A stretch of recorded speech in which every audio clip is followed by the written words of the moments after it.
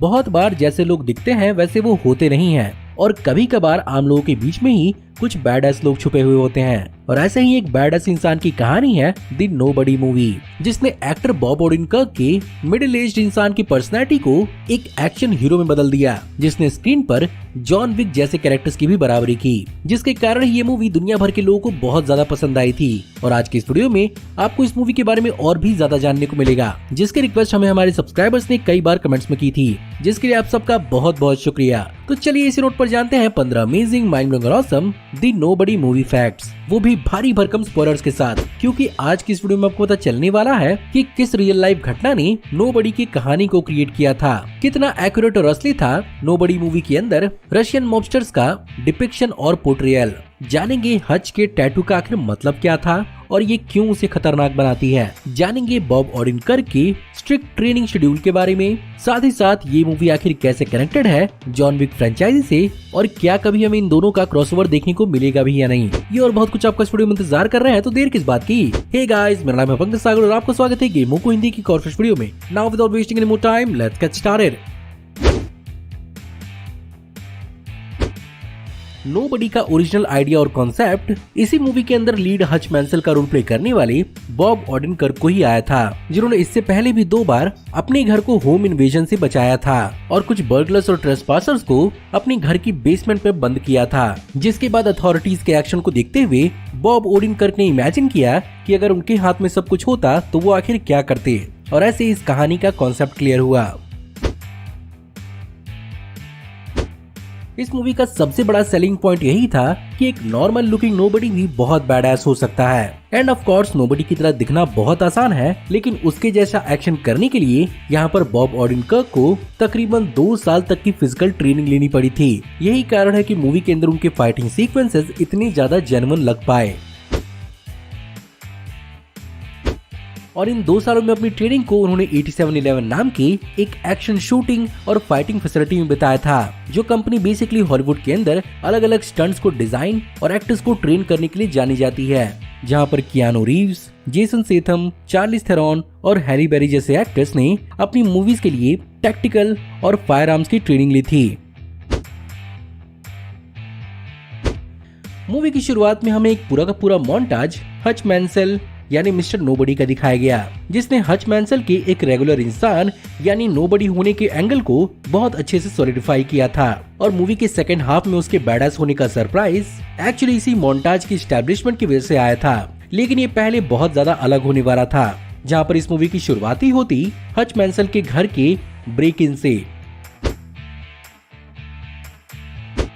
आपने नसीहत बहुत सुनी होगी कि मूवीज और रियल लाइफ में बहुत अंतर होता है, लेकिन कुछ मूवीज रियल लाइफ के बहुत ज्यादा करीब होती हैं। और यहाँ पर इस चीज का एग्जाम्पल इस मूवी के डायरेक्टर इलिया नाइशुलर को बहुत अच्छे समझ में आया, जब उन्होंने इस कहानी को अपने रियल लाइफ मॉबस्टर फ्रेंड को दिखाया। और यहाँ पर उसके दावे के हिसाब से इस कहानी का ज्यादातर हिस्सा बहुत ज्यादा रियल था, जिसमें गैंगस्टर और उनके ऑब्शैंक का एंगल सचमुच रशियन मॉबस्टर्स के अंदर एग्जिस्ट करता है, और ये बहुत ऑथेंटिक था।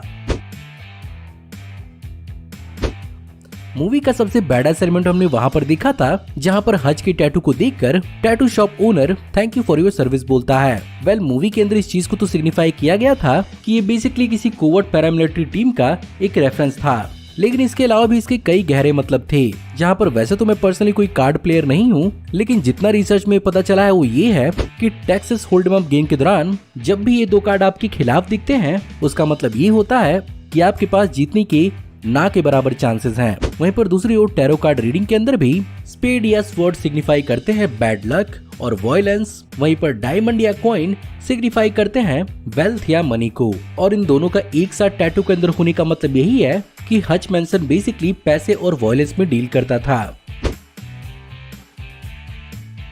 इस मूवी के फाइटिंग और उसके स्टाइल के पीछे भी एक बहुत बड़ी कहानी है, जहां पर बॉब ओडेनकर्क ने पर्सनली अपने फाइटिंग के इंस्पिरेशंस के लिए ब्रूस ली के कई सारे यूट्यूब वीडियोस देखे थे।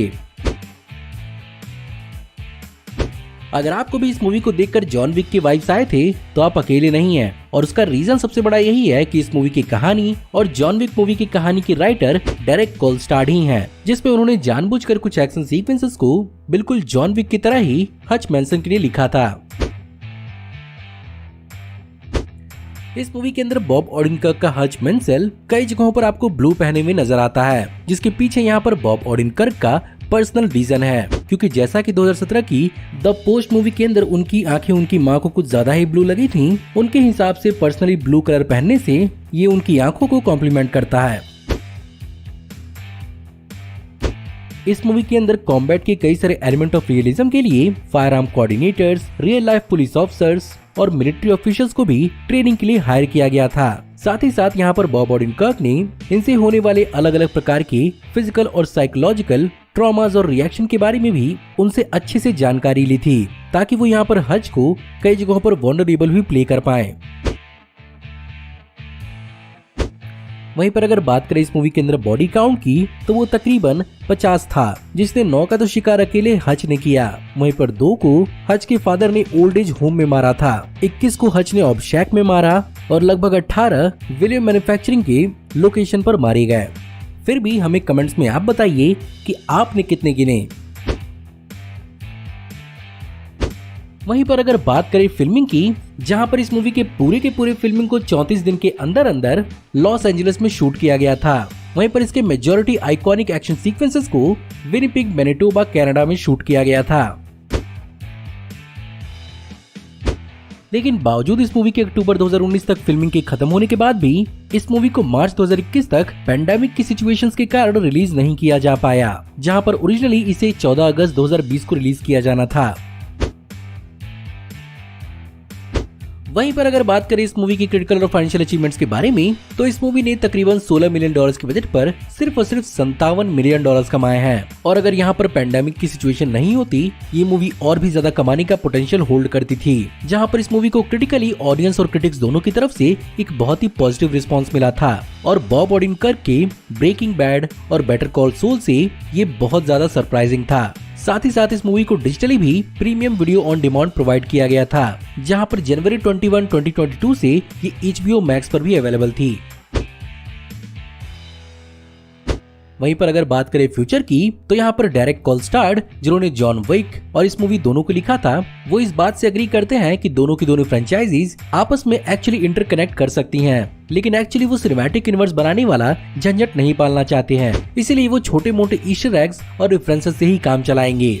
लेकिन वहीं पर इस मूवी के डायरेक्टर एक्चुअली बहुत ज्यादा होपफुल हैं और वो ये मानते हैं कि अगर फैंस की डिमांड हुई तो शायद लायंसगेट की जॉन विक और यूनिवर्सल की नोबडी एक साथ एक क्रॉसओवर मूवी में आकर जुड़े।